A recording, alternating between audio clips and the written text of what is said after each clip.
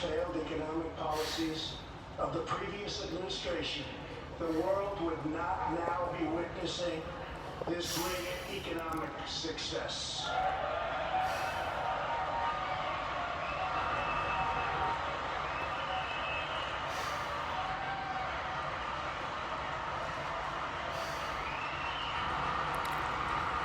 The unemployment rate for African Americans, Hispanic Americans, and Asian Americans has reached the lowest levels in history.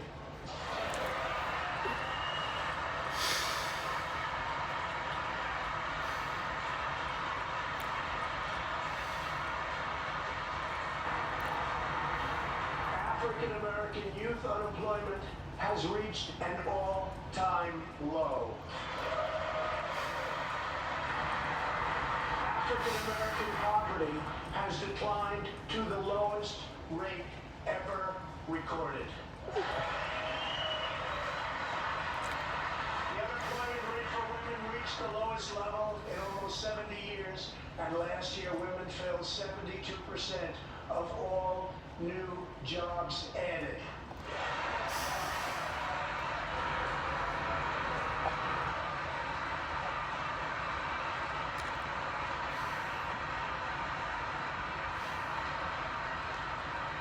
The veterans' unemployment rate dropped to a record low.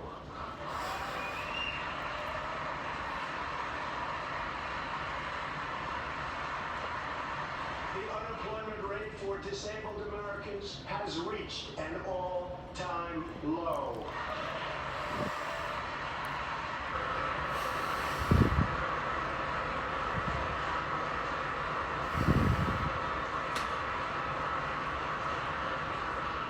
Workers without a high school diploma have achieved the lowest unemployment rate recorded in U.S. history.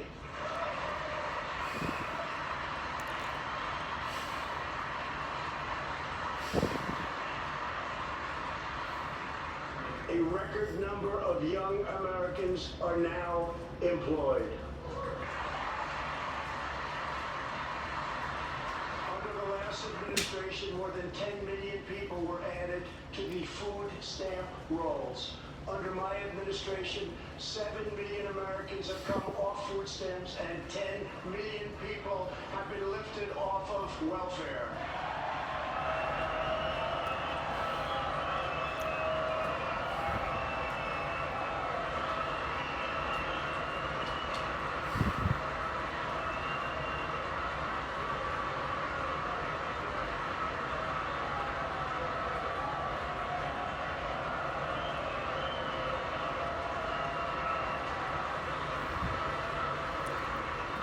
In 8 years under the last administration, over 300,000 working-age people dropped out of the workforce.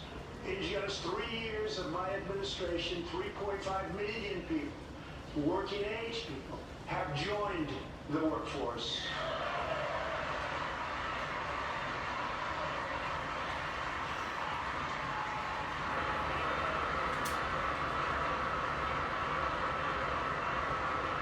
Since my election, the net worth of the bottom half of wage earners has increased by 47%, 3 times faster than the increase for the top 1%.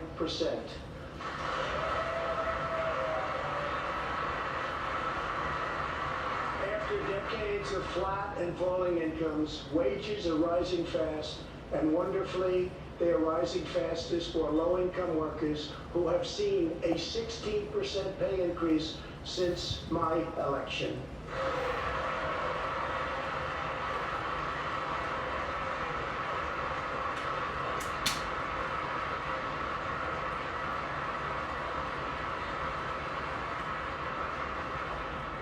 This is a blue-collar boom.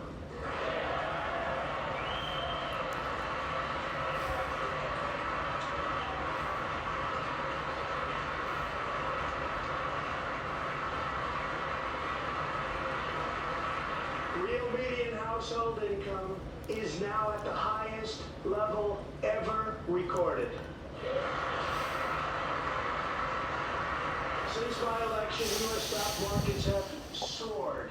70%, adding more than $12 trillion to our nation's wealth, transcending anything anyone believed was possible. This is a record. It is something that every country in the world is looking up to. They admire.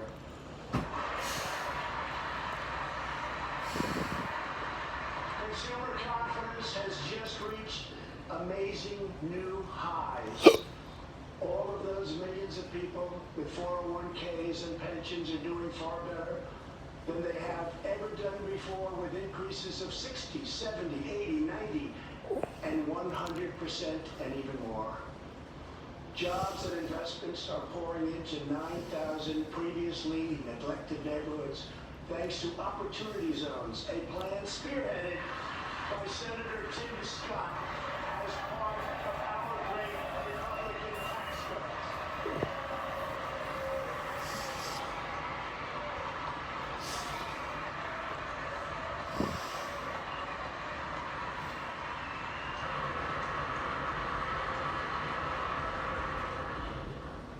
In other words, wealthy people and companies are pouring money into poor neighborhoods or areas that haven't seen investment in many decades, creating jobs, energy, and excitement.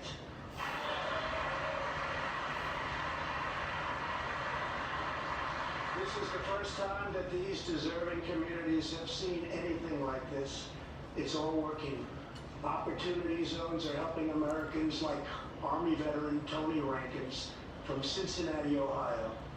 After struggling with drug addiction, Tony lost his job, his house, and his family. He was homeless, but then Tony found a construction company that invests in Opportunity Zones. He is now a top tradesman, drug-free, reunited with his family, and he is here tonight. Tony, keep up the great work, Tony.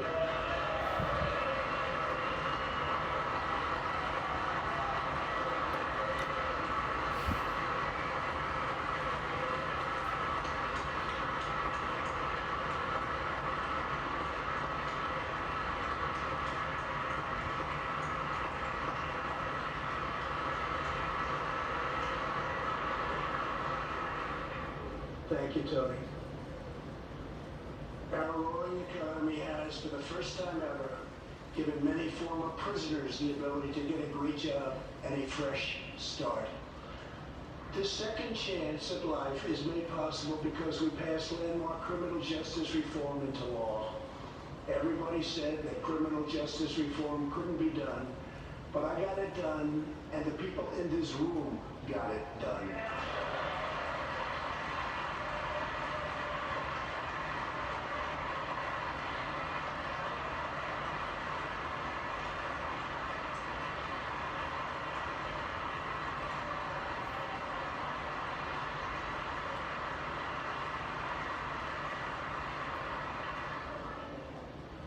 Thanks to our bold regulatory reduction campaign, the United States has become the #1 producer of oil and natural gas anywhere in the world by far.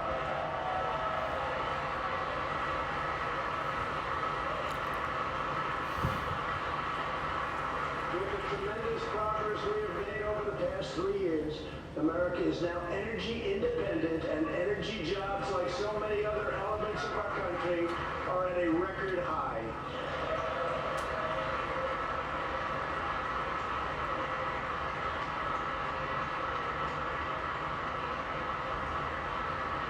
We are doing numbers that no one would have thought possible just 3 years ago. Likewise, we are restoring our nation's manufacturing might, even though predictions were, as you all know, that this could never, ever be done. After losing 60,000 factories under the previous 2 administrations, America has now gained 12,000 new factories under my administration, with thousands upon thousands of plants and factories being planned or being built.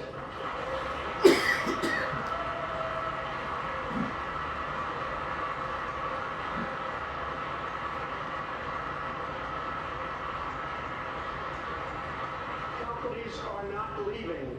They are coming back to the USA. The fact fact is that everybody wants to be where the action is, and the United States of America is indeed the place where the action is.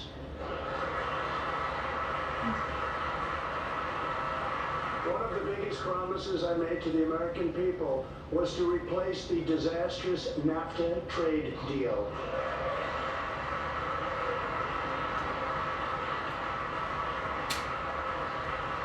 In fact, unfair trade is perhaps the single biggest reason that I decided to run for president. Following NAFTA's adoption, our nation lost 1 in 4 manufacturing jobs. Many politicians came and went pledging to change or replace NAFTA, only to do so, and then absolutely nothing happened. But unlike so many who came before me, I keep my promises. We did our job.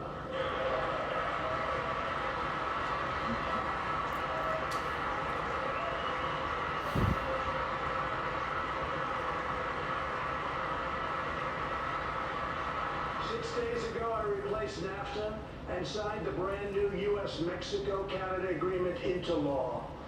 The USMCA will create nearly 100,000 new high-paying American auto jobs and massively boost exports for our farmers, ranchers, and factory workers.